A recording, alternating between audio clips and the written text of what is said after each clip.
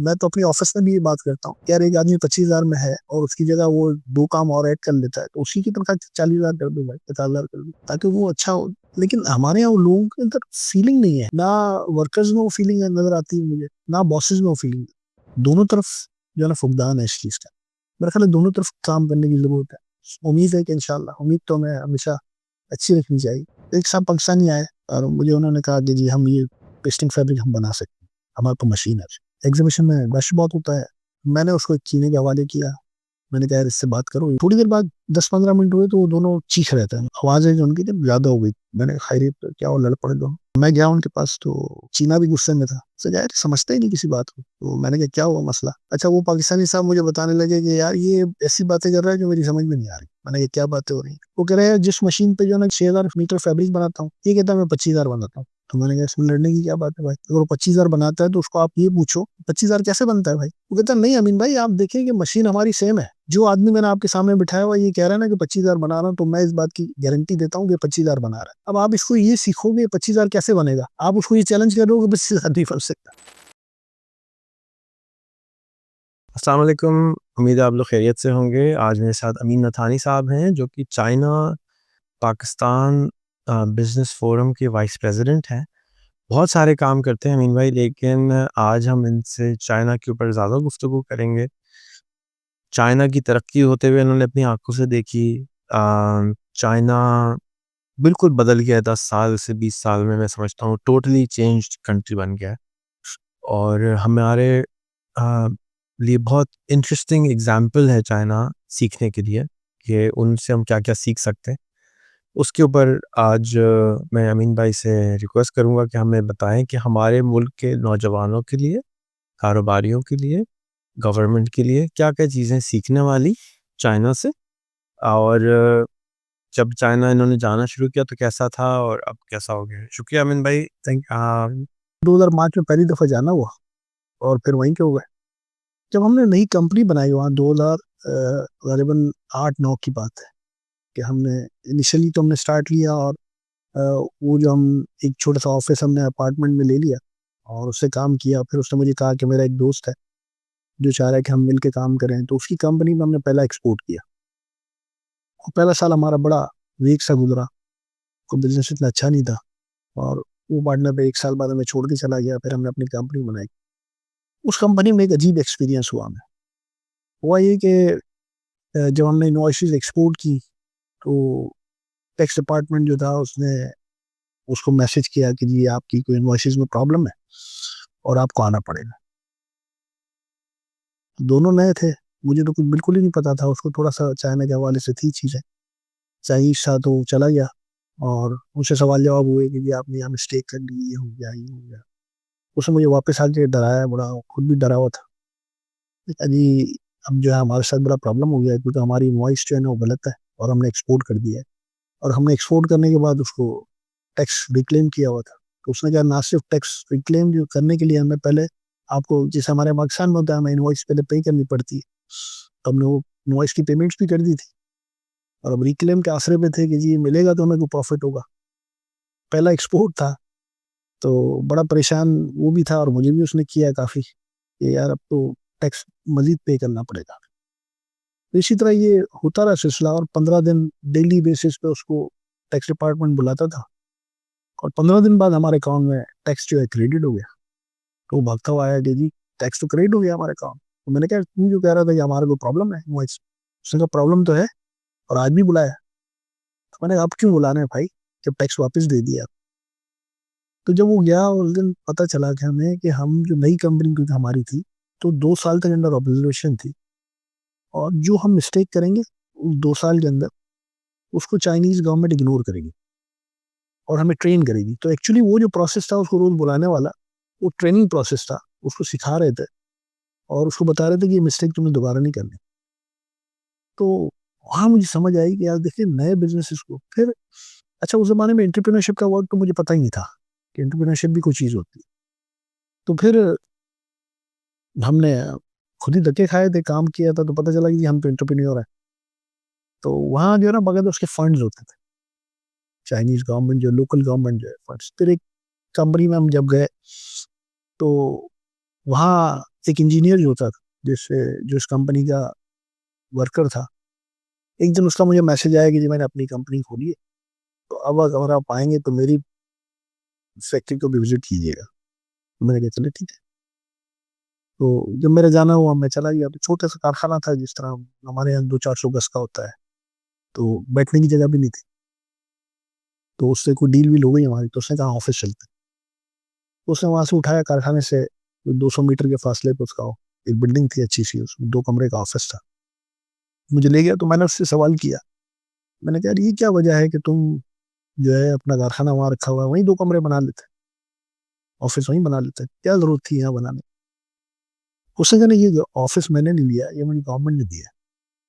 ठीक है ना। और एंटरप्रेन्योरशिप जो एक चीज होती है, वो हम जब कोई नया बिजनेस करते हैं तो उसको सपोर्ट करने के लिए गवर्नमेंट ने हमें दिया हुआ है। 1 साल के लिए हमारे पास ये ऑफिस रहेगा, 1 साल बाद हम अपने पैरों पर खड़े हो जाएंगे और हम अपना पर्सन। और लिटरली मैंने देखा कि 1 साल के बाद उसने अपनी बहुत अच्छी फैक्ट्री बनाई और अपना सारा ऑफिस वहाँ शिफ्ट किया।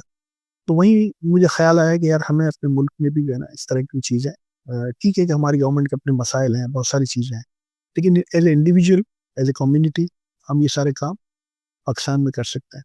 तो अलहमदिल्ला अल्लाह ने मौका दिया, हमने कोशिश भी की कि यहाँ चीज़ें हों, और हमने सपोर्ट किया लोगों को, बच्चों को। जिस तरह हमने स्ट्रगल की, उस तरह हम कोशिश करते हैं कि हमारे नए बच्चे जो है स्ट्रगल ना करें। तो ये 2 चीज़ें थी जो चाइना से मैंने बहुत अहम, जो इन बड़ी इनिशियल पीरियड में मुझे देखने को मिली। उसके बाद जैसे मैंने आपको जिक्र किया मेरे चाइनीज़ पार्टनर का, उससे एक बड़ी कमाल चीज़ मैंने सीखी। पार्टनर्स हैं, डेफिनेटली कोई ना कोई अप डाउन्स भी होते हैं, गुस्सा भी आ जाता है कभी किसी को। तो एक तो बड़ी रिस्पेक्ट करता है वो, बहुत ज़्यादा। और जब मैं गुस्सा हो जाऊँ और आगे से उसने भी कोई ऐसे जवाब दे दिया और हमारे दरमियान में थोड़ी सी खींचातानी हो गई, तो उस वक्त उठ के चला जाएगा। और कोई 15-20 मिनट, आधे घंटे बाद अपने कमरे से एक फर्स्ट क्लास अच्छी सी ग्रीन टी बना के और हंसते हुए मेरे कमरे में आएगा और चाय मुझे देगा, और फिर एक नए टॉपिक पे बात करना शुरू कर देगा। ठीक है। वो हम, मतलब वो समझ ही नहीं आती कि यार वो कोई, हमने आधे घंटे पहले हमारे दरमियान में, मेरा ख्याल है कि हम इन सारी चीज़ों से बड़े नाबलद हैं पाकिस्तान में रहते हुए। हम बड़े जल्दी जो है ना गुस्सा हो जाते हैं, बहुत सारी चीज़ होती है। तो ये एक मेरे कुछ बड़े स्पेशल एक्सपीरियंस जो चाइना में हुए, बिजनेस के अलावा, जो एज ए कम्युनिटी। तो मैं हमेशा कोशिश करता हूँ कि अपने दोस्तों के साथ शेयर करूँ, क्योंकि ये बड़ी सीखने वाली चीज़ें हैं जो हमारी कौम को बड़ी शदीद ज़रूरत है इसको सीखने की। तो बाकी आपके ज़हन में कोई और बात है तो बताएं। बहुत ही तीनों इंटरेस्टिंग सब्जेक्ट्स थे। मैं जब 2005 में गया तो मुझे याद है कि जो जनरल स्टोर पे लड़की बैठी हुई होती थी काउंटर पे, वो भी कोई ड्रामा देख रही होती थी। ईमेल नहीं था, क्योंकि था उनके पास, जो कि आप वी चैट बन गया है। जी, हमने भी क्योंकि से स्टार्ट लिया था। तो उसी पे सारी कम्युनिकेशन होती थी, और इंटरनेट बहुत जल्दी उनके यहाँ ब्रॉडबैंड आ गया था। और इंटरनेट की यूजेज का बताएं कि वहाँ पर अब साइकिल भी क्यूब में वी चैट से ली जाती है। अनफॉर्चुनेटली हमें तो जो ना, सबसे पहले तो हमारी कॉम को इस ट्रेनिंग की ज़रूरत है कि हम इंटरनेट यूज़ कैसे कर रहे हैं। हम जिस तरह से यूज़ कर रहे हैं, मुझे बालों का ऐसा लगता है कि सुबह उठते हैं तो हम 200 मैसेज हमारे व्हाट्सएप पे होते हैं, जिसमें से हार्डली 20 काम के होते हैं, बाकी हम अस्सलाम वालेकुम और जुमा मुबारक और फजर मुबारक कर रहे होते हैं। दुनिया ने इस सारी चीज़ों से पूरी मार्केट डेवलप कर ली है, बहुत बड़ा बिजनेस हो रहा है, पाकिस्तान में भी हो रहा है। अब बहुत ज़्यादा अवेयरनेस आ गई, लेकिन स्टिल आप ये कहेंगे कि 80% लोगों को अभी तक इंटरनेट इस्तेमाल करना नहीं आता है प्रॉपर, जिसको हम कहेंगे कि वाकई उसका फ़ायदा उठाना। फ़ायदा हम नहीं उठा रहे हैं। आप चाइना की पूरी मार्केट देखेंगे तो एक घर में बैठी हुई जो, मुझे मेरे मैं अपने पूरी पार्टनर की फिर वाइफ की बात करूंगा, जो उसने एक बहुत बड़ा अपना बिजनेस जो है वो वीचैट पे डेवलप कर लिया। और इतना बड़ा बिजनेस वीचैट पे उसने, मतलब कॉस्मेटिक्स का डेवलप कर लिया कि वो बात ही नहीं। मतलब वो बाद का हमें बता दी तो हम हैरान होते थे कि वो एक दिन में हमसे ज्यादा पैसे कमा रही होती अपने घर बैठे। तो कभी कभी ऐसा भी होता था। तो इस तरह मैंने बहुत सारे लोगों को देखा वहां पे, जो इंटरनेट से उन्होंने बड़ा फायदा उठाया। एक जो है ना, वो आप देखें कि हर चीज की मार्केट आपको वहाँ, मतलब अच्छा, एक तो चाइना की एक बड़ी खूबी भी मैं कहूँगा कि उन्होंने किसी चीज को जो दुनिया से अडॉप्ट नहीं किया। उन्होंने हर चीज अपने पास बनाई, और वो किसी चीज के मोहताज भी नहीं रहे। मतलब जब हम गए थे उस वक्त कंप्यूटर, क्यों मैं जिस जमाने में 2005 में गया था, तो मेरे पाकिस्तान में कंप्यूटर का यूज नहीं था, बहुत कम था। मैंने सारी चीजें वहीं जाके सीखी। मैंने देखा कि हर आदमी आज भी आप देखेंगे तो आप मेट्रो में जाएं कहीं भी जाएं तो आपको हर बंदा जो है ना कुछ न कुछ पढ़ता हुआ मिलेगा मोबाइल के ऊपर कुछ न कुछ करता हुआ मिलेगा। तो हमें मतलब इन चीज़ों की बड़ी शदीद ज़रूरत है। मैं समझता हूँ कि चाइना को इसने बहुत बड़ा सपोर्ट दिया है। हमारी बाबा को देखता है आज भी वो हमें दराज लेता हुआ नजर आता है। दुनिया की बहुत बड़ी मंडी इन्होंने जब इंटरनेट के जरिए अपने काबू में की। आज देखें तो मतलब आज कोविड में 2 साल से मैं पाकिस्तान बैठा हूँ। मेरा ऑफिस ऑपरेशन में वो सारा काम इंटरनेट पे ही चल रहा है। और सारी चीज़ें हो रही हैं। अच्छा, मैं समझता हूँ कि इसकी जो रीज़न अगर हम डिफरेंस देखें ना चाइना को और पाकिस्तान को, तो मुझे याद है जब मैं आपको 2005 की बता रहा हूँ, तो हम जब मेरा यूसेज इंटरनेट में बहुत ज़्यादा था टिपिकल चाइनीज़ से। टिपिकल चाइनीज़ को पहली दफ़ा जो चीज़ दी गई वो दी गई क्यूक्यू और टीवी। लेकिन उनके पास जो चीज़ मौजूद थी, उनको चाइनीज़ ज़बान मैंड्रिन पढ़ना आती। हमारे लोगों को अभी तक उर्दू पढ़ना नहीं, इसमें कोई भी ज़बान पढ़ना नहीं आती ना मेजॉरिटी को। तो जो काम उन्होंने 2005 में ब्रॉडबैंड पेनिट्रेशन बढ़ा के, जो मैंने ज़िक्र किया, कंप्यूटर्स बहुत सस्ते करके एक अवेलेबिलिटी कर दी, क्योंकि लोगों को पढ़ना आता था तो उनको कंप्यूटर से डर नहीं था, स्कूल्स थे, स्ट्रक्चर था। तो वो जो उन्होंने मैं ये समझता हूँ कि चाइना को हम समझते हैं कि 20 साल में, वो एक्चुअली ऐसा नहीं है। जो पहले 40 साल में उन्होंने एक कौम बनाई, एक ज़बान करी, बच्चे कम करे, एक एक डिसिप्लिन कायम किया जो उनके पास था, जिसके बाद पहले वो नुकसान में रहे जी, लेकिन फिर एकदम से जब वो डिसिप्लिन्ड कौम और एक वन डायरेक्शनल कौम बढ़ना शुरू हुई इतनी क्वांटिटी में, तो वो बहुत आगे बहुत जल्दी चली गई। जबकि अमेरिका के अंदर हम देखते हैं कि डेमोक्रेटिक प्रोसेस के अंदर लड़ाइयाँ होती हैं, अभी वो उसको गाली दे रहा होता है, उसको गाली दे रहा है। चाइना में गाली ही नहीं है, दोनों सबने एक ही तरफ जाना है, आधे इधर नहीं जा रहे। हमारे यहाँ तो या डेमोक्रेटिक जितनी भी जगह है, मैं उसको बुरा नहीं कह रहा, लेकिन डेमोक्रेसी का अनफॉर्चुनेट प्रॉब्लम ये है कि आधे लोग लेफ्ट पे जाना चाहते हैं, आधे लोग राइट पे जाना चाहते हैं। जबकि जो ऑटोक्रेसी है, या जैसे दुबई है, सऊदी अरेबिया है, चाइना है, यहाँ पे डायरेक्शन एक ही है, वन डायरेक्शन, एक ही डायरेक्शन, इधर उधर नहीं जा सकते। बिल्कुल ऐसे। उसकी वजह से पूरी कौम ने ना, चाहे गलत है या सही है, या तो आर या पार। जी ऐसे ही है। हम मतलब वहाँ देखते हैं कि तो जो इंटरनेट ना होने की वजह, जो मैं समझता हूँ कि इंटरनेट तो अभी तक पाकिस्तान के हर हाथ में मोबाइल नहीं पहुंचा। अभी तो हम औरत के हाथ में मोबाइल देना भी नहीं चाहते। चाइना के अंदर फिर आधी पॉपुलेशन जो औरतों की है, वो सबसे ज्यादा काम करती है मर्दों से। बिल्कुल तो आपको तो मर्द तो वहाँ काम करता हुआ नजर नजर नहीं नहीं आता, सारी काम औरतें कर रही होती है। यहाँ पर आपको औरत जो घर पे बैठी हुई नजर आती है। तो हमारी जो हार्ड वर्किंग फोर्स थी, उसको तो हमने घर पे ड्रामा देखने पे लगा दिया। आज भी हम उसको स्मार्टफोन भी देने को तैयार नहीं है, इंटरनेट भी देने को तैयार नहीं है, एजुकेशन भी देने को तैयार नहीं। तो हम एक्चुअली कल्चरली काफ़ी अभी तक बैकवर्ड हैं, पीछे हैं। ये जो हमारी रिवायात हैं, हम उसको तोड़ नहीं पा रहे हैं। पिछले 2 साल में पाकिस्तान में 80 मिलियन फ़ोन ऐड हुआ है। उससे पहले 50 मिलियन फ़ोन था। 130 मिलियन फ़ोन पे हम पहुँच गए। सत पहला जो फ़ोन उसके हाथ में आया ना, उसने टिकटॉक ही चला रहा है। आपका क्या ख़्याल है इस बारे में? जी बिल्कुल आप सही कह रहे हैं कि असल में वक्त के साथ साथ चीज़ें जो है ना वो ग्रूम होती है, पॉलिश होती है। हमारा एक एक कल्चरल इशू भी है ना। हमने मतलब हमारे यहाँ हमेशा से जो है ना हमने औरत को एक पर्दे में इन सारी चीज़ों में रखा है। अच्छा मैं इसमें एक पॉजिटिव चीज़ देख रहा हूँ। मैं ये देख रहा हूँ कि इंटरनेट के आने के बाद हमें एक बहुत बड़ा एडवांटेज ये मिल गया है कि हमारी जो औरत जो घर बैठी हुई, अगर हमने उसको एजुकेशन दे दी है, ठीक है ना, उसको बेसिक नॉलेज दे दी, तो अपना घर बैठ के वो बहुत बड़ा बिजनेस जो है ना अपने घर से चला सकती है। मैं ऐसी बहुत सारी मेरी बहनों को जानता हूँ जो अपने घर से बैठ के उन्होंने फूड बिजनेस स्टार्ट किए हैं। बहुत सारी चीज़ें ऐसे स्टार्ट की जो इंटरनेट की फैसिलिटी से स्टार्ट की। आज फूड पांडा पे आपको बहुत सारे घर के किचन मिलते हैं। कौन चला रहा है? फूड पे चला रहे हैं। तो ये एक बहुत बड़ा एडवांटेज है कि जो हमारा कल्चरल है वो कल्चर को भी हम वो नहीं कर रहे, इफेक्ट नहीं आ रही। और हम अपने घर बैठे हुए जो ना सिर्फ हमें अपना हौसला थोड़ा सा बढ़ाना है और हमारी जो बच्चे आए हैं उनको ट्रेन करना है। और मैं समझता हूँ कि घर बैठे अपना काम करें। हम इस तरह की जो जैसे आप इंक्यूबेशन इंक्यूबेशन सेंटर बना रहे हैं, मेरा ख्याल है कि हमें स्पेशली लड़कियों के लिए जो है ना इंक्यूबेशन सेंटर बनाने चाहिए जिसपे हम उनको ट्रेन करें और उस पर जो है ना काम करके उनकी वर्कफोर्स को जो है ना आगे लाया जाए और वो एक अच्छा काम करे, अपनी अच्छी लाइफ गुजार सकती है, अपने हस्बैंड को सपोर्ट कर सकती है, फ्यूचर में अपने बच्चों को ट्रेन कर सकती है। तो मैं समझता हूँ कि ये बहुत बड़ा एडवांटेज है हमें। जो ठीक है कि हम चाहते हैं कि हमारी औरत बहुत ज़्यादा बाहर ना जाए। हमारे बहुत बड़ी एक तबका जो है वो इस बात से जो है ना खाइफ है कि जी ना नहीं जानी चाहिए, ठीक है, इसको रहते हुए भी ये काम किया जा सकता है। हमारे नौजवान चाइना से और क्या सीख सकते हैं? क्या-क्या चीज़ें हैं जो हमें अभी अपॉर्च्युनिटीज़ हैं जो आपको यहाँ नज़र आ रही हैं, जो इनको नज़र नहीं आ रही क्योंकि उन्होंने ट्रैवल नहीं किया वहाँ? जी, देखिए वहाँ जो एक सबसे बड़ी चीज़ मैंने देखी ना, हमारे यहाँ जो नौजवान ग्रेजुएट कर लेता है ना, ग्रेजुएशन कर लेता है, उसको बस एग्ज़ाम में ये बात होती है कि जी ग्रेजुएशन के बाद जो है ना कोई ब्लू कॉलर जॉब तो वो कर नहीं सकता। और वहाँ जो मैंने देखा है ना कि हमारे यहाँ जितने आपको फैक्ट्री वर्कर्स मिलते हैं, फैक्ट्री में मास्टर्स इवन मिलते हैं, जो मास्टर है हमारे यहाँ वो भी अनएजुकेटेड है। तो हमारे भी ग्रेजुएट बच्चे हैं जिन्होंने ठीक है ग्रेजुएशन की डिग्री ले ली है, कुछ ने बीबीए कर लिया है, कुछ ने एमबीए भी कर लिया है, वो अब उस ट्रैक को छोड़ना नहीं चाह रहा है। वो चाहते हैं कि टाई लगा के हम जो ना ऑफिस में ही बैठेंगे तो हमारा काम होगा।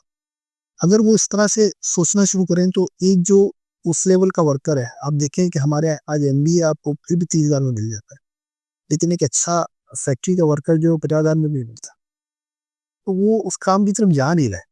जो मैं चाइना में देखता हूँ कि वहाँ बड़ा कॉमन है कि वहाँ आपको अच्छा पढ़ा लिखा आदमी जो है ना फैक्ट्री में काम करता होता है, ठीक है, तो अच्छा उसके काम में निखार भी आ जाता है क्योंकि वो एजुकेटेड होता है। तो हमारे यहाँ ये बड़ा मुझे जो है ना नज़र आता है, क्योंकि मैंने इस पे कोशिश की इनिशियली जब हमने फैक्ट्री में अपने जो ईपीजेड में, उसमें हमारे चाइनीज है।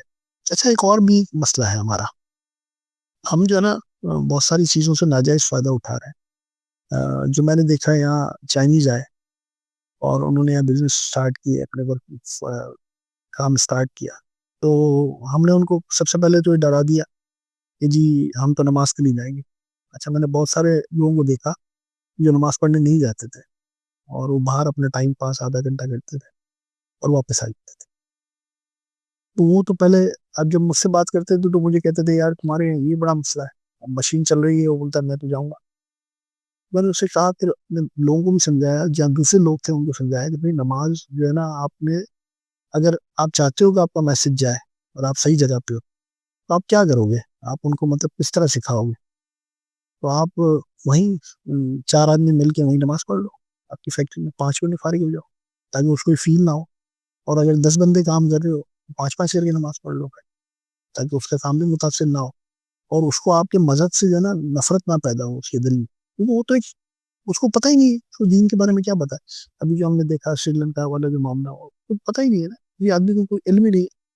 तो हम जो है ना फिर उसके अगेंस्ट एक जो है ना अपने जहन में बात बना लेते हैं और फिर वो सारी चीजें, आज जो रेवोल्यूशन आ रहा है इस वक्त देखेंगे, जो इंडस्ट्रियल रेवोल्यूशन आपके पाकिस्तान में आएगा, मुझे उसका रास्ता ही चाइना नजर आ रहा है ना। चाइना बहुत सारी इंडस्ट्री लोकेट कर रहा है अपनी दुनिया में, तो हमारे पास एक बहुत बड़ा चांस है इस वक्त हमारी यूथ के लिए। हमारा इस वक्त 25,000 से ज्यादा बच्चा जो है ना चाइना में पढ़ता रहा है, उनको सारी लैंग्वेज आती है। चाइना में सबसे बड़ा बैरियर लैंग्वेज है। जो चाइनीज इंडस्ट्री आना चाहती है उसके लिए हमारे स्टूडेंट बहुत कारगर है, बहुत कामयाब। लेकिन मसला ये है कि उनको सिर्फ, अब मैंने उन बच्चों को देखा है कि उनको ट्रांसलेशन के अलावा कोई जॉब करनी नहीं है, जबकि वो बहुत बड़ा बड़ा काम कर सकते हैं। तो मैं समझता हूँ इस तरफ हमें तवज्जो देनी चाहिए, हमारे बच्चों को तवज्जो देनी चाहिए कि हम लैंग्वेज सीखें, क्योंकि इनको बहुत बड़ी अभी यूथ की ऐसी जरूरत है जो जो लैंग्वेज बैरियर को खत्म कर सके। तो उस पर ना सिर्फ ट्रांसलेशन के पैसे मिलेंगे। अब हमारी फैक्ट्री में एक चाइनीज था, उसको बहुत अच्छी उर्दू आती थी, बहुत अच्छी उर्दू आती थी, ठीक है। अब मजे की बात थी कि वो था ट्रांसलेटर, वो लिफ्टर भी चलाता था, वो मशीन पे भी खड़ा हो जाता था, वर्कर्स के साथ नेगोशिएशन में भी लगा होता था, वो सारे काम करता था। जीएम में तो उसने बनना है, जनरल मैनेजर उससे बनना है। अब वो हमारा जो उसके बाद, उसके जाने के बाद अब तक 6 ट्रांसलेटर चेंज हो चुके, वो ट्रांसलेटर के बाद वो दूसरा काम ही नहीं करते। तो हमें देखिए मल्टीपर्पज काम करने होंगे हमें। एक आदमी जो है 25,000, आप, मैं तो अपनी ऑफिस में भी ये बात करता हूँ, यार एक आदमी 25,000 में है और उसकी जगह वो 2 काम और ऐड कर लेता है, तो उसी की तनख्वाह 40,000 कर दो भाई, 50,000 कर दो, ताकि वो अच्छा हो। लेकिन हमारे यहाँ वो लोगों के अंदर फीलिंग नहीं है, हमारे यहाँ ना ना वर्कर्स में वो फीलिंग नजर आती है मुझे, ना बॉसेस में वो फीलिंग। दोनों तरफ जो है ना फुकदान है इस चीज का। मेरे ख्याल है दोनों तरफ काम करने की जरूरत है और उम्मीद है कि इंशाल्लाह, उम्मीद तो हमें हमेशा अच्छी रखनी चाहिए। अच्छा, आप फैक्ट्री रिलोकेट करने के अंदर भी काम कर रहे हैं कि जी, जो लोग चाइना से पाकिस्तान फैक्ट्री लगाना चाह रहे हैं, तो उसके बारे में बताएं कि क्या कर रहे हैं? सर इसमें हुआ ये कि हमने सबसे पहले तो ये किया कि अपनी जो फैक्ट्री थी उसको बिल्डअप किया और हमारी कोशिश थी कि जो लोग यहाँ आते हैं उसको हम सपोर्ट करें। एक्चुअली मेरी हमेशा से ख्वाहिश ही होती है कि हमने बहुत सारी चीज़ें चाइना जगह सीखी, बड़ा कुछ सीखा है। तो आज अगर और हमें ये भी पता है कि जहाँ से हम स्टार्ट लेते हैं ना वहाँ तो वो बहुत आगे जा चुके होते हैं बहुत सारी चीज़ों में। हमारी मार्केट छोटी है, हमें डेफिनेटली बहुत सारी प्रोडक्ट हम पाकिस्तान में इसलिए बना नहीं पाते कि हम उसको एक्सपोर्ट नहीं कर पा रहे हैं। जैसे चाइना के पास मार्केट भी है, जैसे चाइना आगे देंगे आने वाले वक्त जो है उसमें चाइना को जो है ना बड़े मुश्किलात फेस करनी है क्योंकि ट्रेड वॉर्स दुनिया में, ठीक है। तो बड़े मुल्क जो है ना वो चाहते नहीं कि चाइना का माल, तो उसने डेफिनेटली अपने आप को रिलोकेट करना है। तो ऐसी जगहों पे इंडस्ट्री का ग्रोथ जो है ना बहुत ज़्यादा है, लेकिन मसला सबसे बड़ा वही है कि हमारी जो कौम है और हमारी गवर्नमेंट्स भी तैयार नहीं है। हम एससीसी की बात करते हैं, आप देखें कि हमने अभी तक इंफ्रास्ट्रक्चर डेवलपमेंट में हमारे काम ही नहीं हो रहा। हमारी जो लोकल इंडस्ट्री है कभी उसको गैस नहीं मिलती, कभी उसको बिजली नहीं मिलती, जबकि एक तरफ हम बात कर रहे हैं कि बिजली हमारे पास सरप्लस है।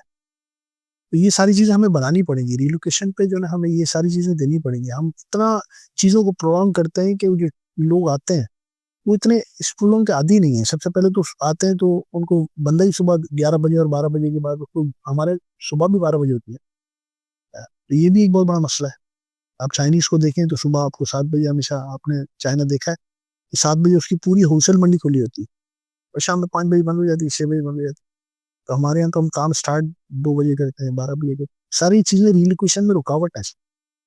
जो मैं पिछले 3 4 5 साल से जितना माइंडसेट कर रहा हूँ, माइंड सेट प्रॉब्लम, कि हमें हमें अगर कुछ सीखना है। मैं आपको एक बड़ी दिलचस्प बात बताऊं। एक दिन हम जो है ना एग्जीबिशन था टेक्सटाइल का, तो उसमें हमारा बूथ था। मैंने अपने जो चाइनीज पार्टनर था उनको भी, 2 3 स्टाफ को भी वहां से बुलाया हुआ था। तो जो हमारी प्रोडक्ट थी वो 2 कपड़े पेस्टिंग वाली प्रोडक्ट्स आती, तो वो हमारी प्रोडक्ट माइक्रोफाइबर की बना माइक्रोफाइबर भी था। माइक्रोफाइबर कम नहीं करते, हम बेसिकली बेबी गारमेंट से रिलेटेड फैब्रिक बनाते हैं। तो उसमें जो विंटर फैब्रिक होता है वो हमारी स्पेशलिटी है।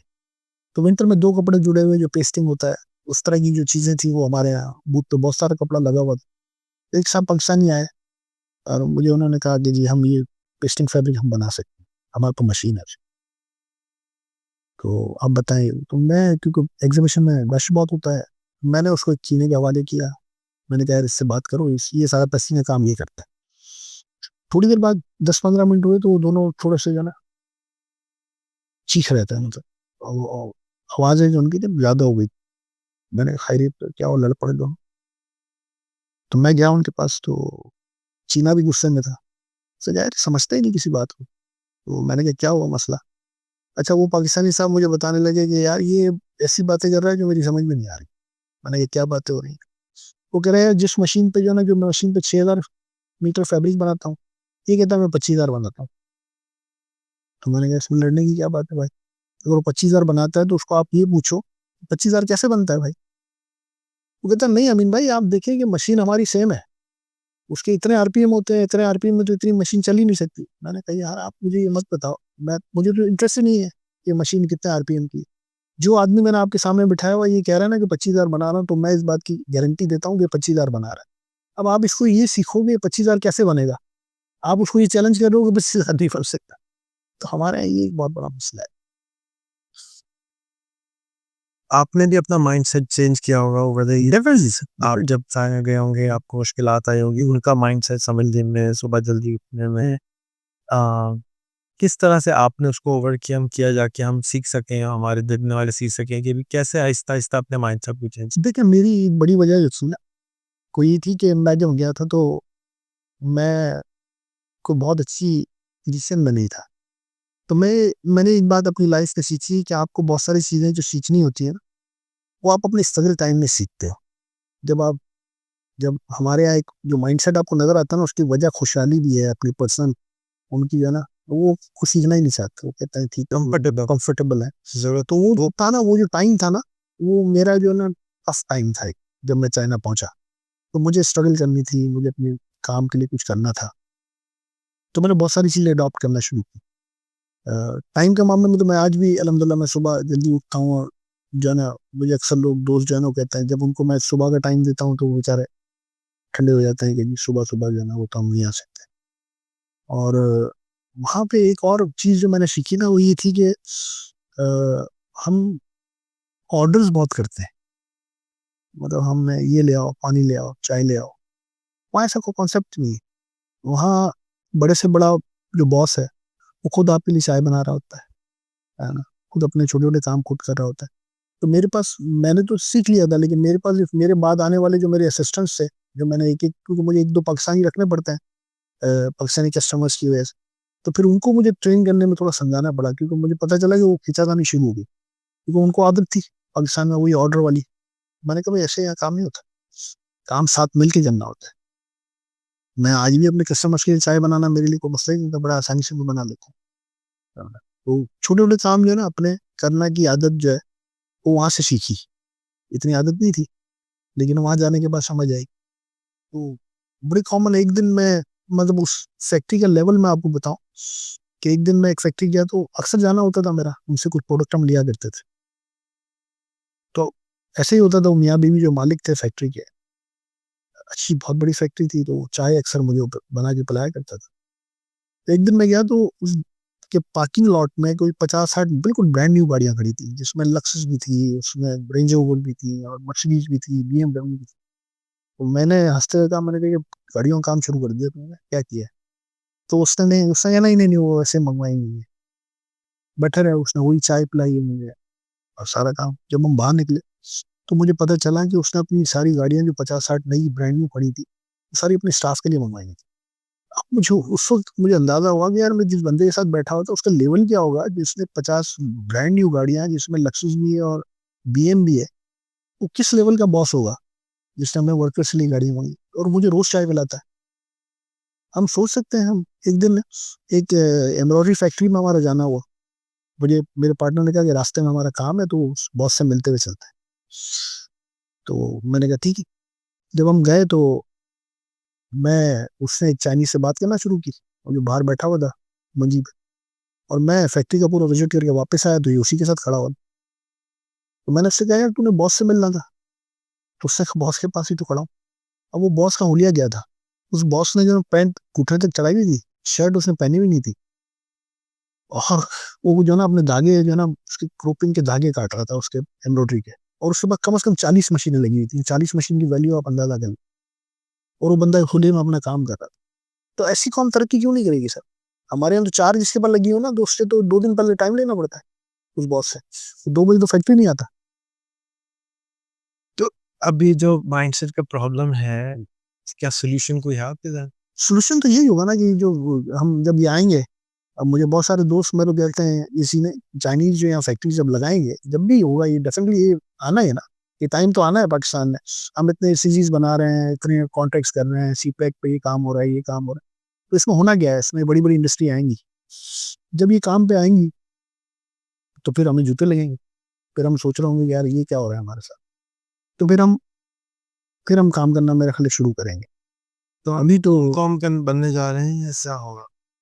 सर हम देखे ना, जो एक वाकया आपको मिलता है ना, जो जो बंगाल में जब सर्कस पे पाबंदी लगी थी, नहीं मिलेगा। तो वहाँ जो जो एक जो है ना NGO ने उस पर बड़ी बात हुई गोरों के जमाने में कि जी ये सर्कस में जो जानवरों पे जुल्म होता है, तो ये सर्कस को बंद किया जाए।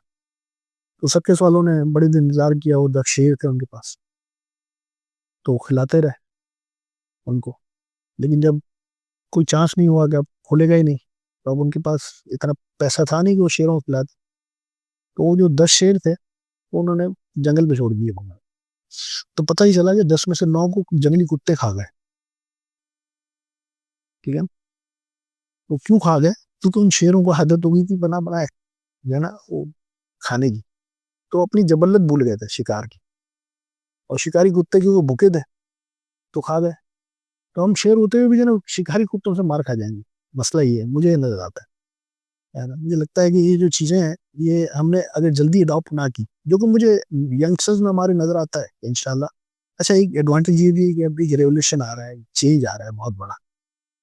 अब जो एक हम देखते थे कि कन्वेंशनल स्टाइल था हमारा बिजनेस का, वो टोटल चेंज हो रहा है, और उसमें भी वो हमसे आगे ही है।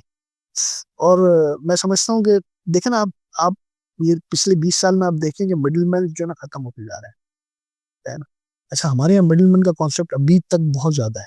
आज भी हमारे यहाँ जो है ना एक फैक्ट्री है, उसके नीचे डिस्ट्रीब्यूटर्स हैं, तो डिस्ट्रीब्यूटर से वो है करना। कंज्यूमर तक जाते हुए 4 आदमी हैं बीच में, तो ये सारे खत्म हो गए। ये सारे स्लैब जो है ना मुझे बहुत जल्दी खत्म होते हुए पाकिस्तान में भी नज़र आ रहे हैं। दुनिया में तो हो गए। जैसे मैंने आपको अभी हम बात कर रहे थे साबिक की, कि साबिक जो है वो ट्रेडर को माल ही नहीं देता, वो मैन्युफैक्चरर को ही माल देता है। इस तरह से जो है ना अब ये स्लैब्स खत्म होते जा रहे हैं, बी बी टू सी वाले जो काम हो गए हैं, उसमें अब आपका ये 2-3 स्लैब्स तो फारे हैं। तो ये सारी चीज़ें नए बिज़नेसेस में तो आएँगी। और हमने एक चीज़ हमें और भी मुझे नज़र आ रही है जो हमारी इंडस्ट्री को रोके हुए है, वो प्रॉपर्टी है। जो हमारे यहाँ जो है ना बहुत बड़ी इन्वेस्टमेंट जो है ना हमारी प्रॉपर्टीज़ में हम लगा के रखते हैं, और उससे सिर्फ़ एक सिंगल आदमी को फ़ायदा होता है ना, उससे बड़ा में डिसरप्शन कैसे आएगी? इसमें एक तो जो हम विजिबली जो चीज़ें होती हुई देख रहे हैं, उसमें एक बहुत बड़ा मुझे जो चेंज नज़र आ रहा है। आस्ते-आस्ते ये ख़त्म तो हो रहा है। आप देखेंगे आज भी हम एक नई मिनिस्ट्री की तरफ कदम रहे हैं, इंडस्ट्रियल मिनिस्ट्री की तरफ।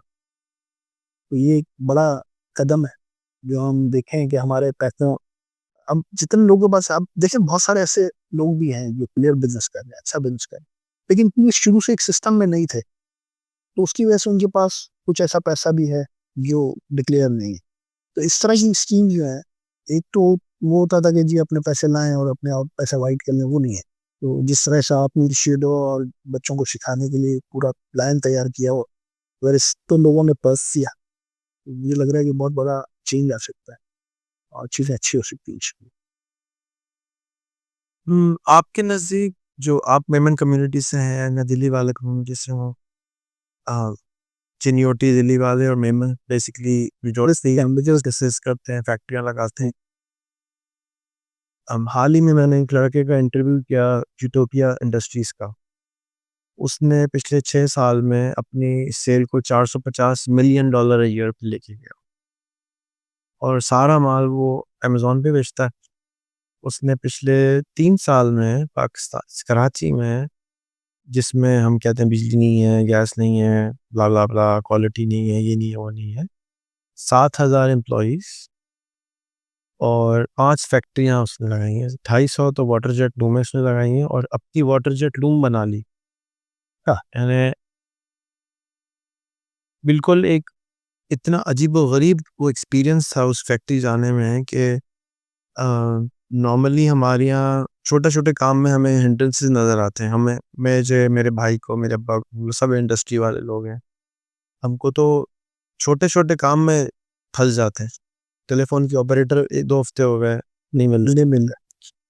और उस आदमी ने 7,000 लोगों की टीम एग्ज़ीक्यूट बगैर पाकिस्तान आए, यानी वो पाकिस्तान भी नहीं आया, न्यूयॉर्क में बैठा हुआ है और उसने एग्ज़ीक्यूशन कर दी और मैं उसकी फैक्ट्री देख के आया हूँ। फैक्ट्री बन रही है और काम भी हो रहा है। फर्स्ट फ्लोर बन रहा है, ग्राउंड फ्लोर पे 250 लूमें लगी हैं, प्रोडक्शन जारी है। अमेरिका सारा माल एक्सपोर्ट हो रहा है, इस क्वालिटी का है कि वो माल सारा वापस एक्सपोर्ट हो रहा है। और वो बात तो वो सही कह रहा है कि भाई मुझे 1 लाख, 1.5 लाख रुपए में एक मैकेनिकल एक्सपर्ट एनईडी का मिल जाता है।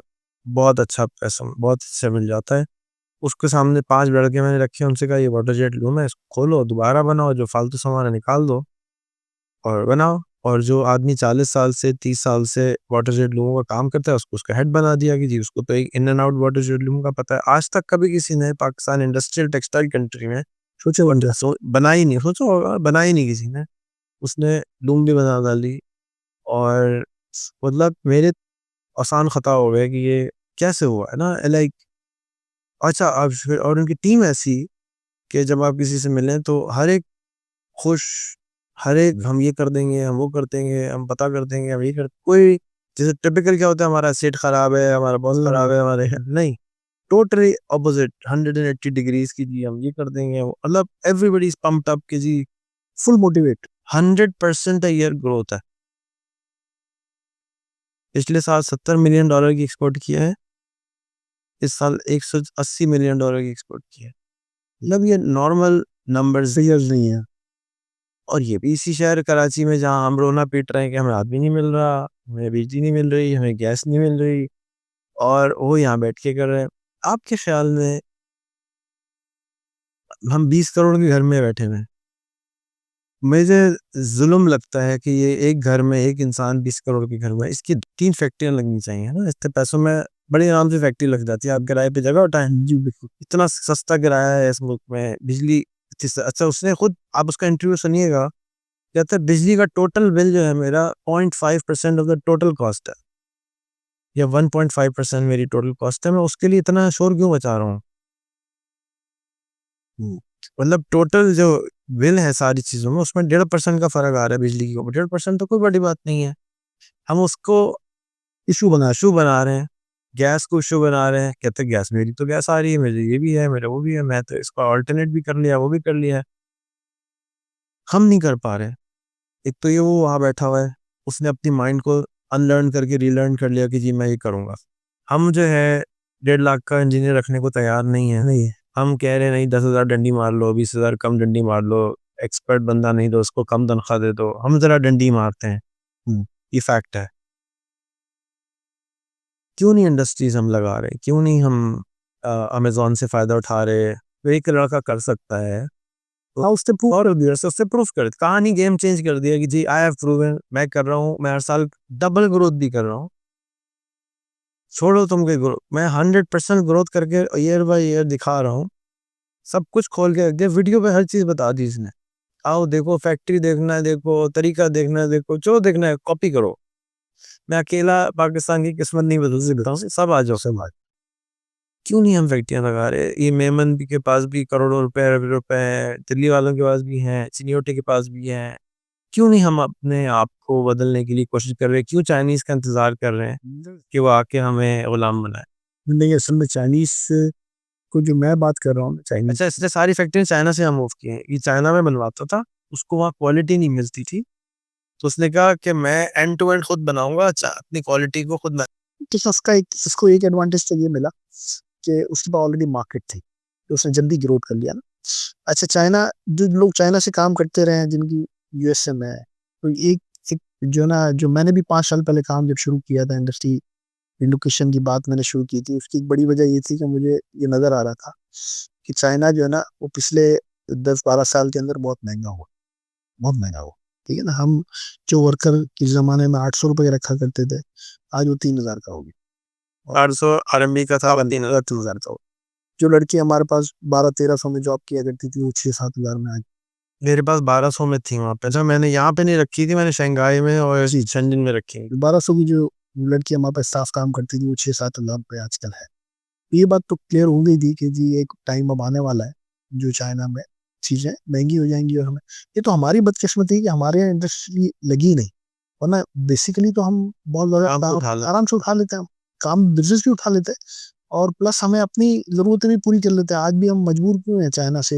इवन कि हम तो एक एलईडी लाइट्स की, अब देखें ना, ये फैक्ट्री भी चीनों ने आके लगाई है पाकिस्तान में। आपको जब देखें ब्लॉक ब्लॉक मेकिंग जो है ना, वो हमने मतलब देखा, मैंने 2-3 फैक्ट्री जो चाइन टाइल मेकिंग जो है चीनों ने लगाई है। हम यहाँ क्यों नहीं लगा रहे? ये सब बड़ा सवाल है कि हम क्यों रिस्क नहीं एपेटाइट हमारी जी, क्यों हमारा मर गई? मसला वही है कि उनके पास जो है ना ऑलरेडी मार्केट थी। ऑलरेडी उनके पास मार्केट थी। एक जब आपके पास किसी चीज़ की मार्केट होती है ना, सबसे पहले सेल्स है आपके पास, तो आपकी सेलिब्रिटी बनाना बड़ा आसान आपको हो जाता है। ठीक है? चीज़ें हम पहले पकड़नी है, जी, जी, बाकी की बाद में लगा। फैक्ट्री बाद में लगा। हमारा मतलब इसीलिए हम सेलिब्रिटी नहीं बना पाते ना, कि हमारे पास सेल्स का टारगेट नहीं होता, हमारे पास सेल्स की मार्केट नहीं होती। आज भी पाकिस्तान में मैं कहता हूँ कि बहुत सारी चीज़ें सिर्फ़ इसीलिए प्रोड्यूस नहीं हो रही कि पाकिस्तान की अपनी मार्केट छोटी है उस प्रोडक्ट के लिए।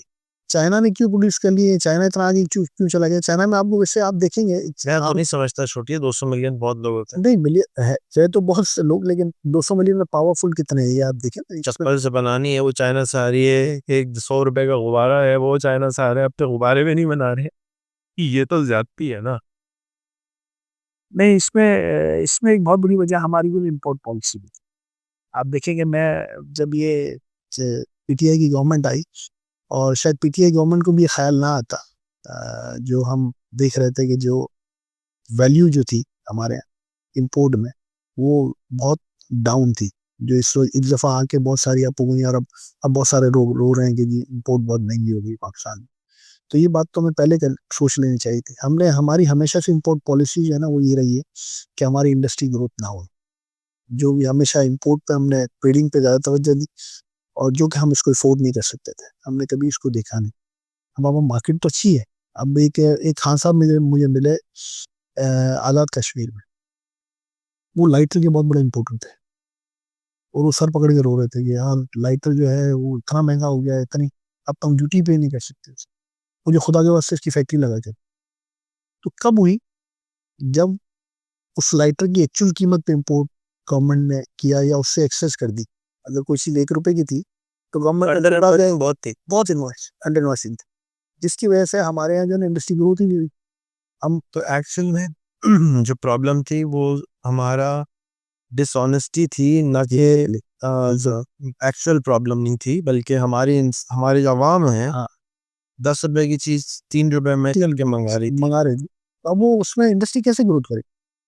आप मुझे बता ना, जो टेक्सटाइल आपको पाकिस्तान में जिस आज हम देखते हैं, गवर्नमेंट की पॉलिसी तो ठीक थी कि भाई 10 रुपए का आइटम है, इतना टैक्स है, आप यहाँ बनाना बनाओ, लेकिन हम क्योंकि उसको अंडर इन्वॉइस करके ला रहे थे तो ट्रेड में सस्ती पड़ रही थी, ठीक है, पाकिस्तान में महंगी पड़ रही थी।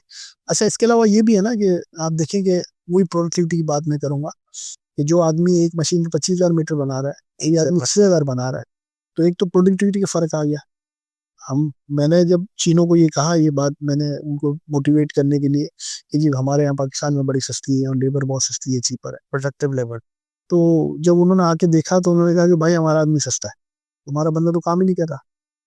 हम्म, इसी बात पे जबरान जो यूटोपिया वाले उसने कहा कि भाई मैं मानता हूँ कि हमारी प्रोडक्टिविटी लो है, तो मैंने एक की जगह 2 बंदे रख दिए, फिर भी सस्ता पड़ता है। फिर भी सस्ता है, फिर भी सस्ता है। और इसके अलावा जो है ना, मुझे लग रहा है कि शायद उन्होंने कोई इस तरह के इंसेंटिव जो है ना वर्कर्स के लिए, जो उनको मोटिवेट कर रहे हैं, जो बात आप कर रहे हैं ना कि जी हर बंदा बड़ा चार्ज हुआ है, बड़ा मोटिवेट हुआ है, उसका एक तरीका यही है कि आप उनको अच्छे पैसे दें।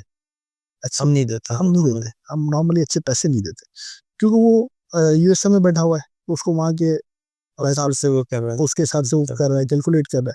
अब हम जब चाइना पाकिस्तान में बैठ के चाइना को कैलकुलेट कर रहे होते हैं, तो हमें पता चल रहा होता है कि यार यहाँ वर्कर कितना सस्ता है, तो हमें ये चीज सस्ती लगती है डेफिनेटली। ई कॉमर्स का एक बहुत बड़ा रेवोल्यूशन आ रहा है पाकिस्तान में पिछले सिर्फ 1 साल में। जो 1 लाख फेसबुक के ग्रुप में लोग थे, वो 1.25 मिलियन लोग हो गए हैं। 12 लाख लोग इस जहद पे निकल गए हैं कि हम ई कॉमर्स को सीखेंगे, एक्सपर्ट बनेंगे, और उसमें मिलियनर्स बनना शुरू हो गए हैं। शायद बिलियनर्स भी कुछ बने होंगे, लेकिन पता नहीं है, बताते नहीं है। हम कैसे अपनी ट्रेडिशनल कम्युनिटीज, हमारी चैम्बर्स हैं, हमारे जो ट्रेडिशनल बिजनेसमैन हैं, यूटोपिया के बराबर में शैंग्रीला की फैक्ट्री है, और शैंग्रीला सारा माल पाकिस्तान में बेचता है। मैंने बड़ी कोशिश करी कि उनसे मैं मुलाकात ही कर लूँ, हालांकि मेरे फर्स्ट कजन्स हैं, कि हम उनको कन्विंस करेंगे भाई आप हाइंस की टक्कर पे केचप बनाओ और बेचो माल अमेजोन पे। किसी अल्लाह के बंदे ने कहा है कि आप नहीं कर सकते हो? बिल्कुल कर सकते हो। आप क्यों 50 रुपए का आइटम बेचते हो? आप 150 रुपए का आइटम बेचो। शान मसाला वालों से मेरी मल्टीपल कन्वर्सेशन में मैंने कहा कि आप 3% दुनिया के पाकिस्तानी है टोटल, बाकी 97% पाकिस्तानी नहीं है। आप नारी सिर्फ पाकिस्तानी को क्यों बेच रहे हो? आप अफ्रीकन को भी नहारी बेचो, आप अमेरिकन को भी नहारी बेचो, आप एडवर्टाइज करो, मार्केट करो, अपनी कैपेसिटी क्रिएट करो। उन्होंने किया है, आप बताएं ना कि नारी होती है। अब आप अमेरिका में जाते हैं, रेस्टोरेंट खोलते हैं, आप उस पर मजबूरी में लिखते हैं इंडियन रेस्टोरेंट, क्योंकि पाकिस्तानी का पता ही नहीं है पाकिस्तानी फूड क्या होता है लोगों को। तो वो चिकन टिक्का मसाला बेचता है बेचारा, क्योंकि चिकन टिक्का मसाला अंग्रेज खाता है।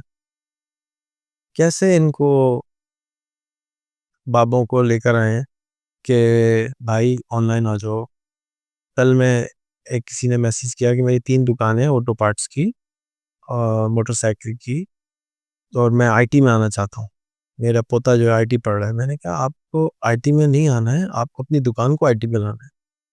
आपका जो ऑटो पार्ट्स की आप बादशाह हो, आप एक छोटी सी फैक्ट्री डालो, दराज पे दुकान खोलो, ये है आपका आईटी।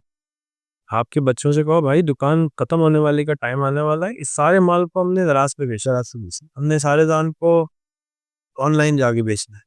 ये है आईटी, इसको करो। नहीं नहीं, ये नहीं करना है, कोई नहीं धंधा करना है। भाई ये नहीं कर रहे, ये करोगे तो तुम कहीं ना उधर के रहोगे, जी ना उधर के रहोगे। एवोल्यूशन, जैसे आप कपड़ा मार्केट चले जाएं, कपड़ा मार्केट के सदर मुझे मिले लास्ट संडे को, सैलानी के इवेंट में आए हुए थे। उनको मैंने कहा भाई आप 10-20 स्ट्रेटल लाओ, बच्चों को कहो एक एक कपड़ा मार्केट .pk बनाओ, दराज की कॉपी बनाओ, पूरी मार्केट प्लेस कपड़ा ऑनलाइन कर दो, दराज के ऊपर भी बेचो। पहला स्टेज है दराज पे बेचो, सेकंड स्टेज अपने पूरी शॉपिंग मॉल बना लो, ऑनलाइन बना लो। तुम्हारी सेल ने 1000 गुना हो जाना है, अंदर नहीं आ रहा, हजम नहीं हो रही, समझ, क्योंकि विजन ही नहीं है, कोई कभी देखा नहीं है, कोई बात इतनी अजीब सी नहीं समझ आ रहा। हाँ, अभी अभी उनको बहुत अजीब सी लग रही है, लेकिन एक एडवांटेज तो है ना रेहान भाई, कि हम ये देख रहे हैं कि हमारी जो नई नस्ल, अब मैं जैसे देख रहा हूँ, लेकिन वो फर्क नसल है, ये प्रॉब्लम है रहा है कि अब मैं आपको एक खाली मैं आपकी बात कर रहा हूँ, लेदर की इंडस्ट्री पाकिस्तान में कोलैप्स कर रही है। कोलैप्स कर रही।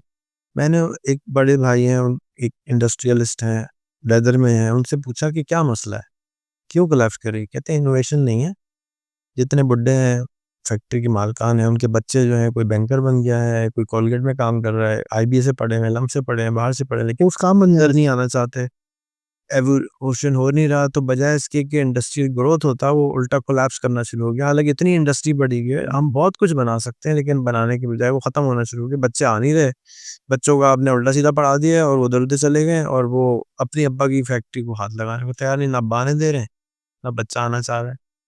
उसकी भी बड़ी वजह यही हुई है कि वो जो जनरेशन गैप वाला जो मामला है, उसमें एक बड़ा मसला हुआ है।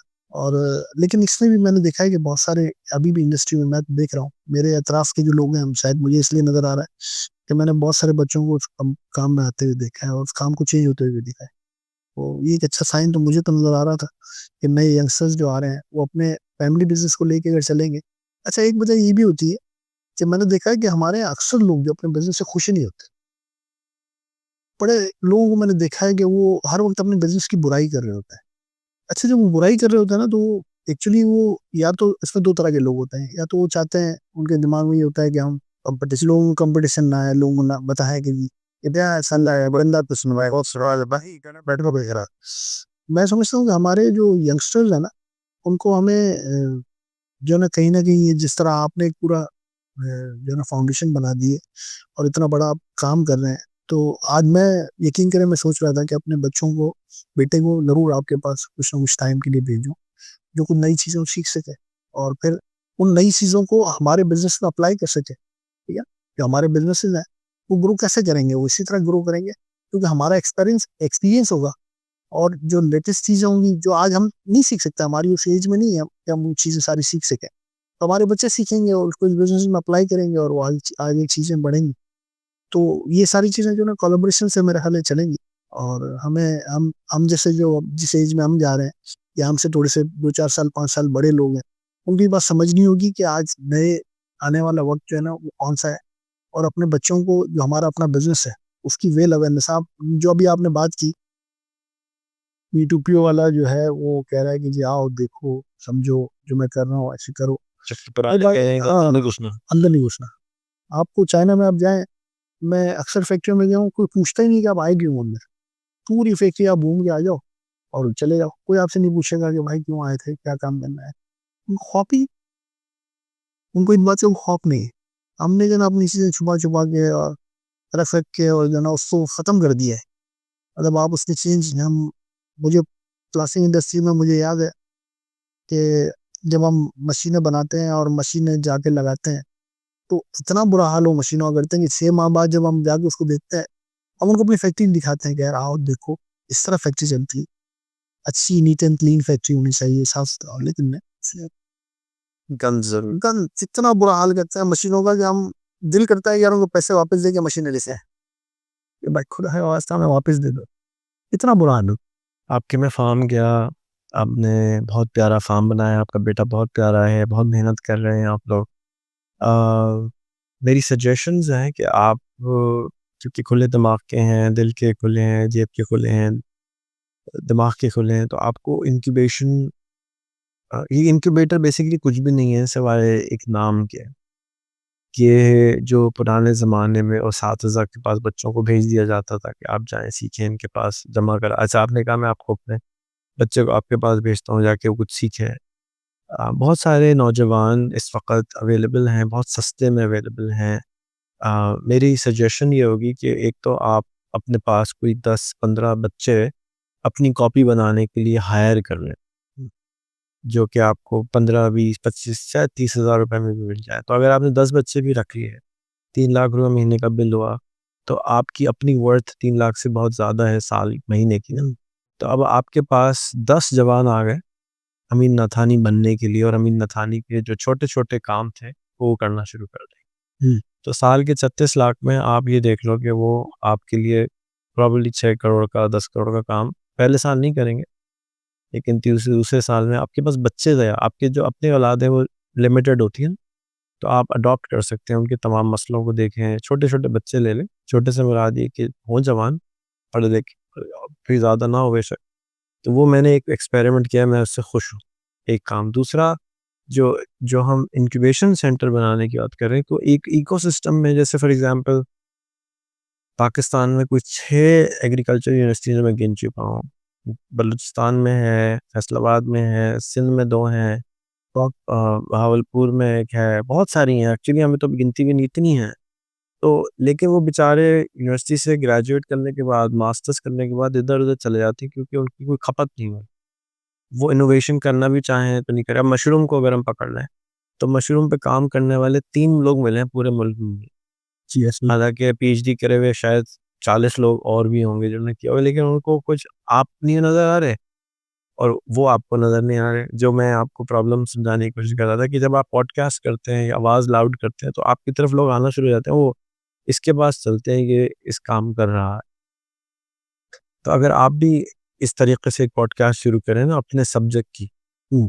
तो आपकी आवाज़ बड़ी होना शुरू होगी, और जब आपकी आवाज़ बड़ी होना शुरू होगी, तो आपकी ग्रेविटी बढ़ना शुरू होगी। जब ग्रेविटी बड़ी करना शुरू होगी, तो आपकी तरफ लोग अट्रैक्ट होना शुरू हो जाएँगे। कि जो भी एग्रीकल्चर में काम, जैसे आज हमने चाइना पे टॉपिक पे बात करी, तो अब चाइना से किसी को भी कोई काम होगा, सबको नहीं होगा। अगर 10,000 लोग सुनेंगे, तो उसमें से 10 को काम होगा, तो वो बेचारे अभी परेशान फिर रहे थे। ऑल ऑफ अ सडन उनको एक उम्मीद की किरण नज़र आई कि भई ये चाइना का ठंडा आदमी है, गुस्सा भी नहीं कर रहा है, बात भी कर रहा है, समझा भी रहा है, चलो इससे बात करते हैं। अब उस 10 में से 2 का तो काम हो ही जाएगा। इसी तरीके से अगर आप रोज़ाना गुफ्तगू या हफ़्ते में 3 दफ़ा गुफ्तगू एग्रीकल्चर पे करना शुरू कर देंगे, जो-जो आपको मिल रहा है आपने बिठाया, मीटिंग तो आप वैसे ही करते हैं। आओ ना बैठते हैं, खाना खाते हैं, नहीं। खाना जब मिलेगा, जब वो जो बातें हैं उसको आपने सिर्फ़ कैमरे पे डाल देनी। उस कैमरे पे डालने से 6 महीने के बाद आपका जो काम है वो 1000 गुना बड़ा हो जाएगा। जो आप अभी सोच भी नहीं सकते, वो होना शुरू हो जाएगा कि ऐसी-ऐसी जगह से लोग पैदा होके आते हैं। ये कि पूरी दुनिया है। पूरी अलग ही दुनिया अलग ही है जो छुपे बैठे हुए हैं। पाकिस्तान में जो लोग हैं, जो अच्छे लोग हैं ना, वो सामने नहीं आ रहे, छुप के डर गए हैं। वो कहते हैं बस जाओ। जान छोड़ो। हाँ, अब हम हमसे बात भी नहीं। आप खुद देख रहे होंगे, आप भी उस कम्युनिटी में मिलते हैं, लोग कहते हैं भाई यार, हमें नहीं मिलना, हमें नहीं करना। वो आपकी इस गुफ्तगू से जाग जाते हैं और अपने बेटे को भेज देते हैं या किसी और को भेज देते हैं या किसी को लगा देते हैं। हमारे पास प्रॉब्लम्स बहुत हैं, लेकिन हमारे पास सॉल्यूशन भी बहुत है। थरपारकर में हमने मिट्टी में एक स्कूल खोला है। वहाँ पे हम मैट्रिक पास बच्चे तैयार कर रहे हैं। मैट्रिक आपको मालूम है मिट्टी का किस शक्ल का होगा? बिल्कुल ऐसा ही जी, है। डेफ़िनिटली। उस स्कूल में हम बच्चे तैयार कर रहे हैं मैट्रिक पास, कि हम उनको अपने कोर्सेज़ करा रहे हैं। 10,000 रुपए तनख्वाह वो लेते हैं। उनको हम हायर कर रहे हैं। अभी मैंने 15 बच्चे मज़ीद हायर ट्रेन करवा रहा हूँ। वो ट्रेन हो जाएँगे, 1 महीने में उनकी 25 वीडियो, 50 वीडियो आ जाएँगी। कैमरे की शाइनेस ख़त्म हो जाएगी, मोबाइल की शाइनेस ख़त्म हो जाएगी। अब मैं उनको डिफरेंट लोगों के पास डिप्यूट कर रहा हूँ मुल्क में, जहाँ-जहाँ मैं समझता हूँ कि तारिक तनवीर की 3 तारिक तनवीर चाहिए हों। अब तारिक तनवीर के पास 3 असिस्टेंट होंगे, जी सर, वीडियो। पीछे उनकी हर चीज़ को वो डॉक्यूमेंट करना शुरू कर देंगे। तो तारिक तनवीर की प्रोडक्टिविटी 2 गुना, 4 गुना, 10 गुना हो जाएगी। कहीं छक्का लगेगा, क्योंकि कोई वीडियो ऐसी होगी जो ठक करके भैंस के दूध की तरह वाली वायरल हो जाएगी। इसी तरह से फिर और जो लोग मुझे मालूम है कि मुझे ये लोग टेक्नोलॉजी शाय हैं ना, 50 क्रॉस कर गए हैं, 40 क्रॉस कर गए हैं। अब इनको सिखाना मुश्किल मुश्किल है। तो मैं ऐसे एलची बना रहा हूँ कि उनको 1 साल के लिए मुसल्लत कर दूँगा। चल भई, 1 साल की तनख्वाह मैं दूँगा, आप वहीं रहे, खाना-वाना उनकी ज़िम्मेदारी है, खाना-पीना, रहना उनकी तनख्वाह मेरी ज़िम्मेदारी, ट्रेनिंग हमारी ज़िम्मेदारी। अब वो ये एक एक्सपेरिमेंट और मैं शुरू कर रहा हूँ, ताकि हमारे पास अब 10,000 रुपए में कौन-सी दुनिया में आदमी मिलता है? बिल्कुल सही। $60 अ मंथ में आपको इंसान मिल रहा है जो कि सीखने को तैयार है, और वो बेचारा वो हाथ जोड़ के काम करने को तैयार है, क्योंकि उसको 10,000 भी नहीं मिल रहा है। ऐसे-ऐसे हमारे इलाके हैं पाकिस्तान में जहाँ 5,000 रुपए 6,000 रुपए तनख्वाह का रेट है। वो बेचारे बिल्कुल परेशान हैं, तो उनको लेकिन उनको पॉलिश करने की ज़रूरत है। यही बिल गेट्स, इलॉन मस्क को हमने बेड़ा गर्क कर दिया, इनकी खोपड़ियों को हमने पॉलिश नहीं कर रहे। हमारा माहौल ऐसा है ना, भैंस के दूध पिएगा, तो हम उसको उस हिसाब से चलाएँ। हम उसको चाइनीज़ नहीं बना सकते, वो नहीं बनेगा चाइनीज़। चाइनीज़ बनने में उसको 20 साल लगेंगे, 30 साल लगेंगे। अभी वो पाकिस्तानी है, स्लो है, सस्ता भी तो है ना।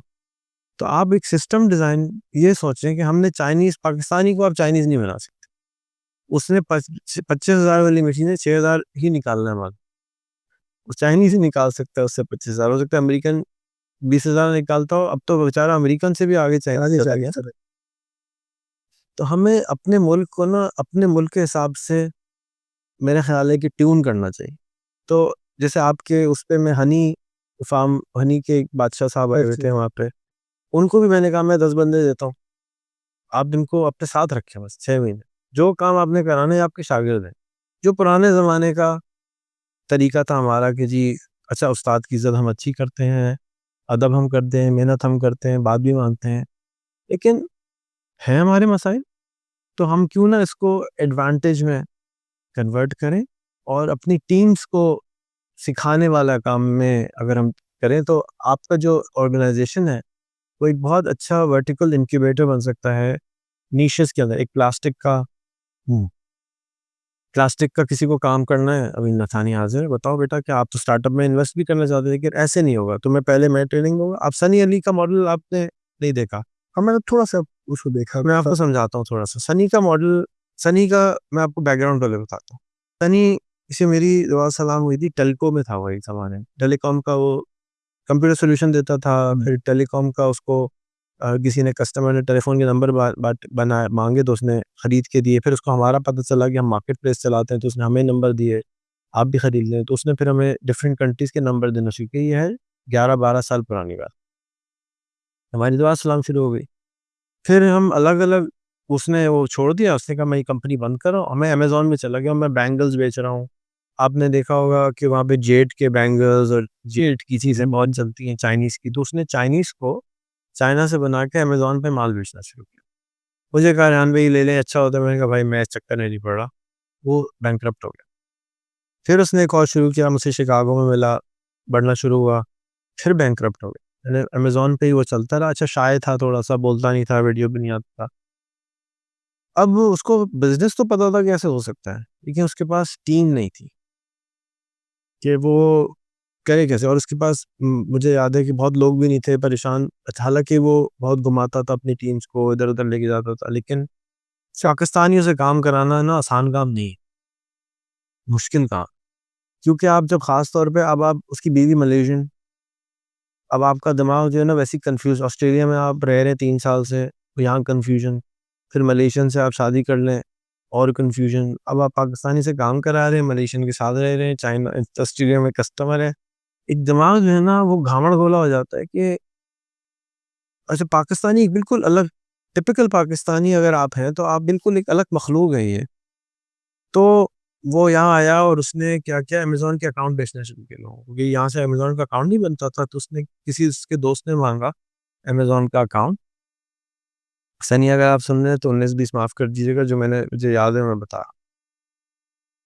तो उसने अमेज़न के अकाउंट बेचना उसने कहा अकाउंट मैं बना देता हूँ, क्योंकि उसको अमेज़न का पता था, 2 दफ़ा वो फ़ेल हो चुका था, उसको कुछ चीज़ें उसको बहुत सारी रटी नहीं थी, कैसे करनी थी, तो उसने बताना शुरू किया, तो उसकी ऑडियंस बनना शुरू हो गई। फिर उसने ग्रुप बना दिया समहाउ, उसमें लोगों की वो उसने हेल्प करना शुरू कर कि भई ये प्रॉब्लम है, ये ऐसे कर लो, ये प्रॉब्लम ऐसे कर लो। आहिस्ता-आहिस्ता उस ग्रुप की पॉपुलेशन 20,000, 30,000, 40,000, 50,000 बढ़ना शुरू हो गई। अब सबसे ज़्यादा सनी अली को क्या फ़ायदा हो रहा है? आप क्या वो कर क्या रहा है? वो तो सिर्फ़ लोगों को बता रहा है, हेल्प कर रहा है, जो आप भी कर रहे हो। फ़र्क आप में और उसमें क्या है? ऑनलाइन है। वो ऑनलाइन कर रहा है, आप वन ऑन वन कर रहे हो। आप वीडियो ऑन नहीं कर रहे, वो वीडियो ऑन कर रहा है। अच्छा फिर इसी तरह इसी कम सोफ़े पे वो दूसरा सोफ़ा था, यहीं पे रखा हुआ था वो, आया वो मेरे घर मिलने, तो मैंने उसको पट्टी बढ़ाई यार वीडियो कर ले, जैसे आज आपके साथ कर रहे हैं। तो वैसे आज मुझे पट्टी पड़ा। आज पट्टी नहीं पढ़ा रहा, आपको कोशिश कर रहा हूँ कि भाई आप आ जाएँ। तो उसने पहले भी बहुत दफ़ा मैं रिक्वेस्ट कर चुका था, उस दिन मैंने ज़बरदस्ती उसके साथ एक लाइव कर डाली। अच्छा, अब 3 साल पहले की बात है, और मुश्किल था। अभी तो आप मुझे देख रहे हैं, आपको पता है, अब मेरे पास कोई आता नहीं जब तक उसको डर ख़त्म ना हो कि मैंने वीडियो को कर देगा ये तो छोड़ता नहीं। मेरे पास तो अब आते ही वही जो कुर्बान होने को तैयार है। पहले क्योंकि नज़र नहीं आ रहा था तो कम तैयार होते। अब अल्हम्दुलिल्लाह अल्लाह ताला ने मुझे और ताकत दे दी कि मैं आराम से ज़िबा कर लूँ। ख़ैर उस वक़्त उससे वीडियो हुई। अब जब उसने एक वीडियो करी, फिर उसके बाद थोड़े दिन के बाद मैंने उसके साथ फिर एक और लाइव कर दिया। हालाँकि उसने बहुत ज़िद करी, नहीं करें, फिर भी कर दिया। फिर वो उसका फ़ियर कम हो गया ना। वीडियोज़ करना जो उसने शुरू करी तो वो वायरलिटी क्रिएट हो गई। जो खौफ था वीडियो का वो आहिस्ता-आहिस्ता ख़त्म हो गया। अब माशाल्लाह बहुत कंटेंट है। अब काम जो वो कर रहा है, उस तरह के काम पाकिस्तान में 100 लोग कर रहे हैं। अब वीडियो नहीं बना रहे, या ज़ूम पे कर रहे हैं। बहुत तीर मार लिया किसी ने तो ज़ूम पे चले गए। भई ज़ूम पे वन ऑन वन है। आप समझ रहे हैं zoom is just an extension of your office. One on one ही पे आप तो बेकार हो। रिकॉर्ड नहीं हुआ, मेरे हिसाब से बेकार। रिकॉर्डिंग आपकी, आज मैंने, हमारे ऑफिस वालों ने मेरी 9 साल पुरानी वीडियो अपलोड की है।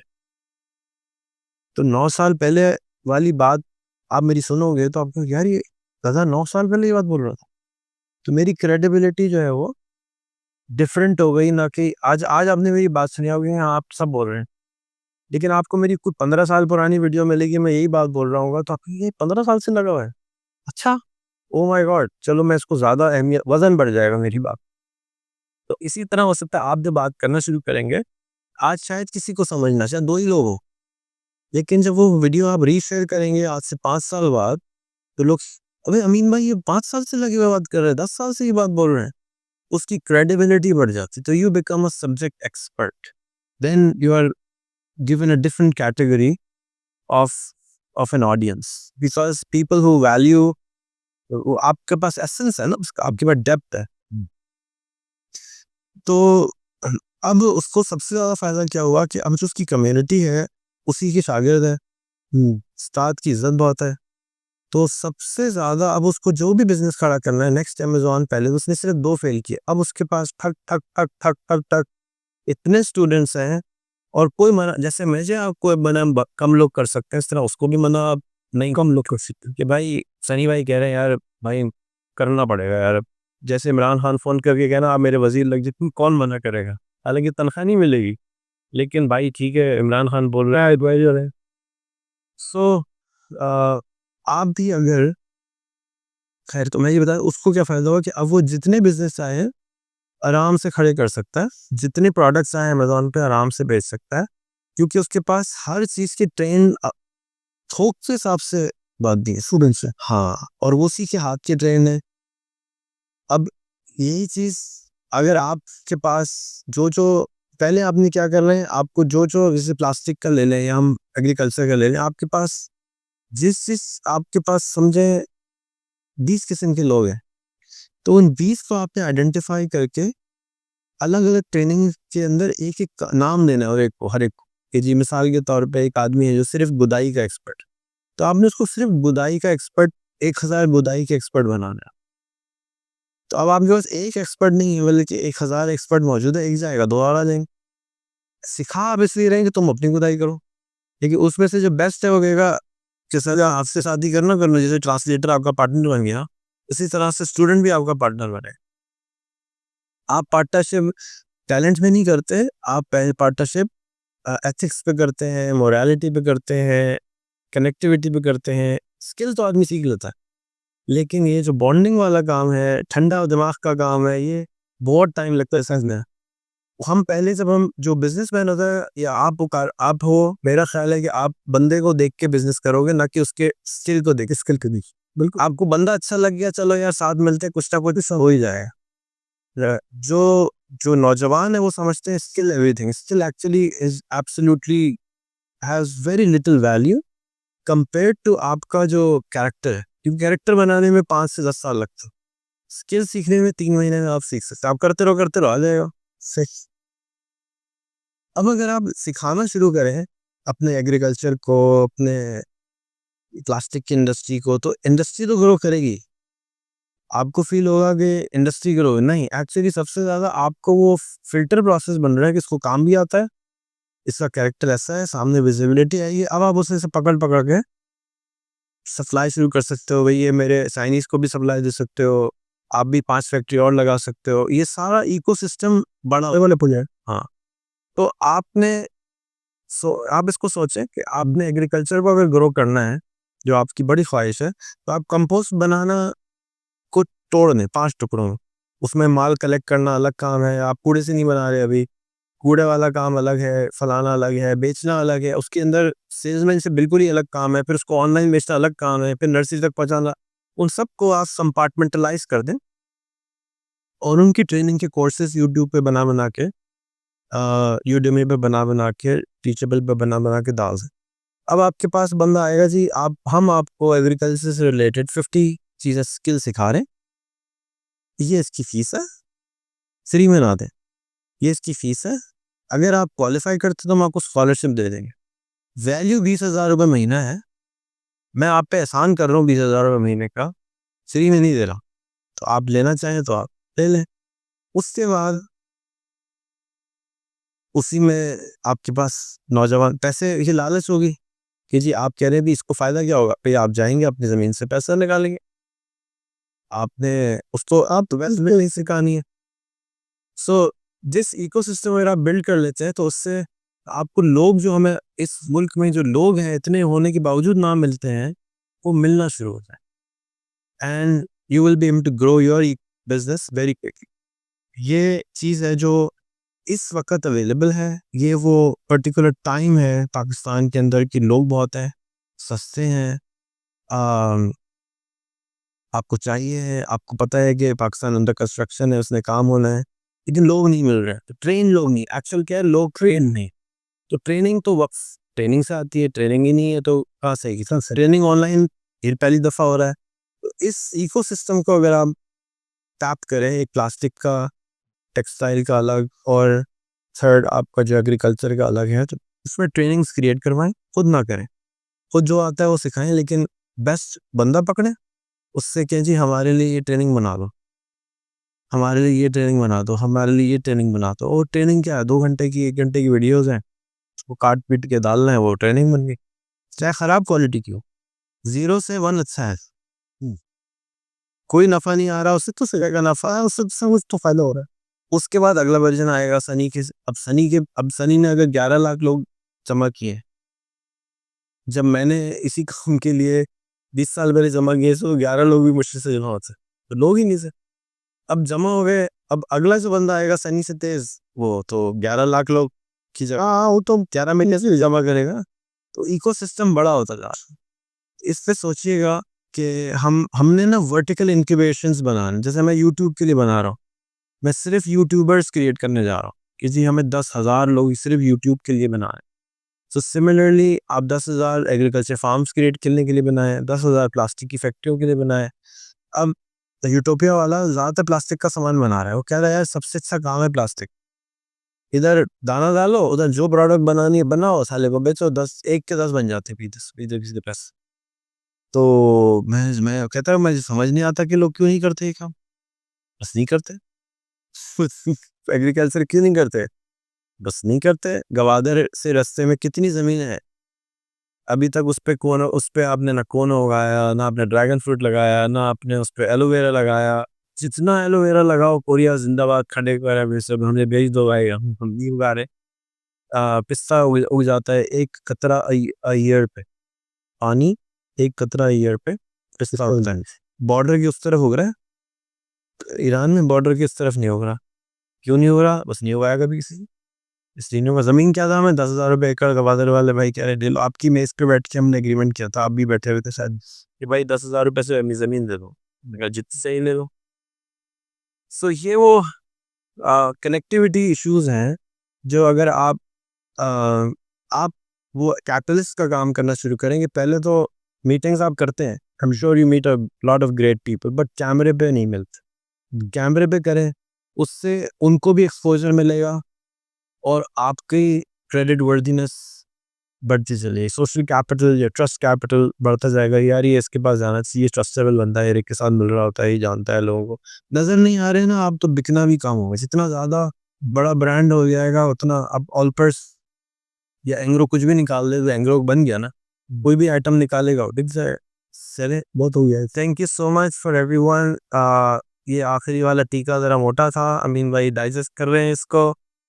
इसी टीएस टीका सब पाकिस्तानियों के लिए है, सब इंडस्ट्रीज़ के लिए है। लेदर में भी ये मसला है, पाकिस्तान के पास बेतहाशा अपॉर्चुनिटी। पाकिस्तान में आपने अगर सिर्फ चप्पल बनाई, $1 की बनाई, $1 नफ़ा किया और 100 मिलियन बेच दी, तो आपके $100 मिलियन बनते हैं। पाकिस्तान में चप्पल खरीदने वाले बहुत हैं, बल्ब खरीदने वाले बहुत हैं, खिलौने खरीदने वाले बहुत हैं। हम कुछ भी नहीं बना रहे, हम वक्त ज़ाया कर रहे हैं। प्लीज़ वक्त को ज़ाया ना करें, ये वक्त दोबारा नहीं आएगा। ये बहुत प्राइम टाइम है ह्यूमैनिटी का और पाकिस्तान के लिए। ये सुपर ग्रोथ टाइम है। देखिए यूके में 1% ईयर ग्रोथ होती है। ये हमारे लिए अपॉर्चुनिटीज़ हैं जिनको हम समझ रहे हैं कि ये प्रॉब्लम है। रोड चाइना से बनवा रहे हैं, हम क्यों नहीं बना रहे खुद? चाइना से वर्कर आते हैं, क्यों नहीं बना वर्कर बन रहे? बहुत सारे अपॉर्चुनिटीज़ हैं, उन अपॉर्चुनिटीज़ से फ़ायदा उठाएं और अमीन साहब से कनेक्ट करें, अमीन साहब जैसों से कनेक्ट करें। बहुत बहुत बहुत अच्छे लोग हैं इस मुल्क में, ज़रा सी कैमरे से छुपे हुए हैं, नज़र आपको नहीं आते। और हमारे यहाँ जो डिसबैलेंस है माशरे के अंदर के गरीब आदमी अमीर से नहीं मिल पाता था, वो अब सोशल मीडिया ने ख़त्म कर दिया है। अब आप किसी करोड़पति अरबपति से फेसबुक पे कनेक्ट कर सकते हैं, मिनिस्टर से कनेक्ट कर सकते हैं, एमएनए से कनेक्ट कर सकते हैं, एमपी से कनेक्ट कर सकते हैं, व्हाट्सएप कर सकते हैं। थोड़ा सा गुफ्तगू करना आपको नहीं आता, वो सीख लें कि अदब और आदाब के दायरे में रहते हुए तंग करे बगैर काम कैसे कराना है। बाकी सारी चीज़ें आसान हो जाएंगी इंशाल्लाह ताला। पाकिस्तान से शुक्रिया, मिल रहा है बहुत।